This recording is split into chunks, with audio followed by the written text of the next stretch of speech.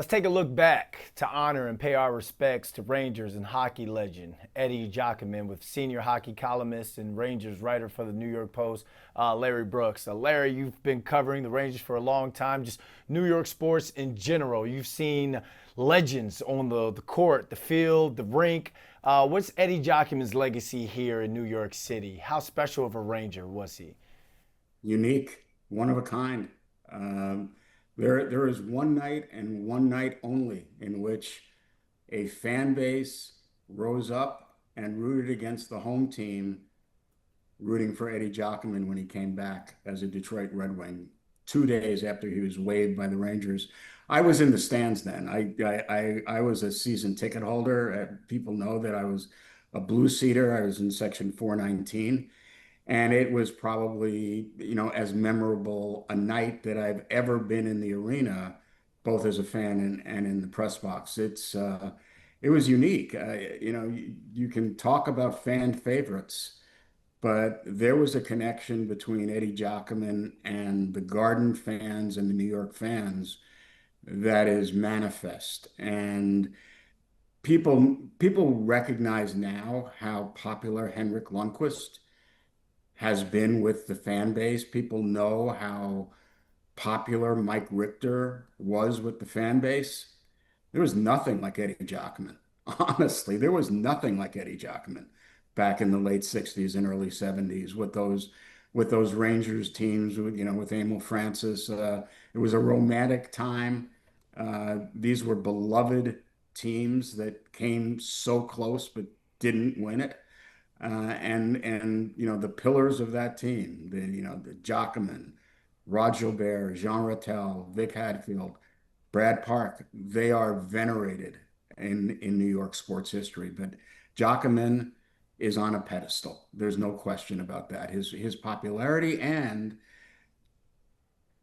we shouldn't, and I have to make the point that his popularity sometimes overshadows his greatness.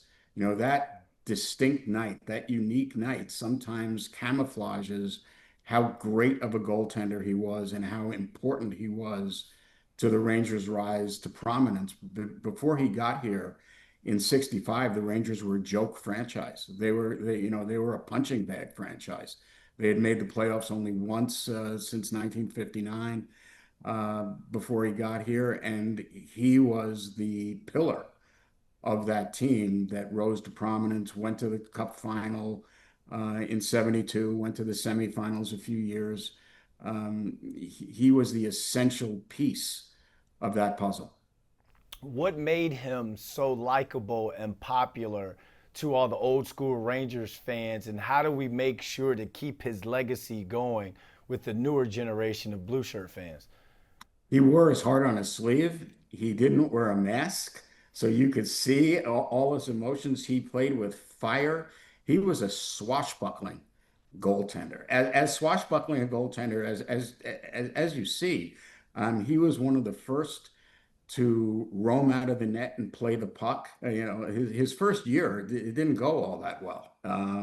He actually was sent back to the minors that first season, and then even the start of the second year, he gave up like he had a bad night. He was booed, and but Emil Francis, the general manager and the coach and the architect, believed in him, and so he told Giacomin, "You're my goalie. Don't worry about what anybody says." And Giacomin then became a Hall of Fame goaltender. I mean, he was just so emotional. He was the emotional epicenter of that team. And as I've talked to his teammates over the years, he was a special teammate also.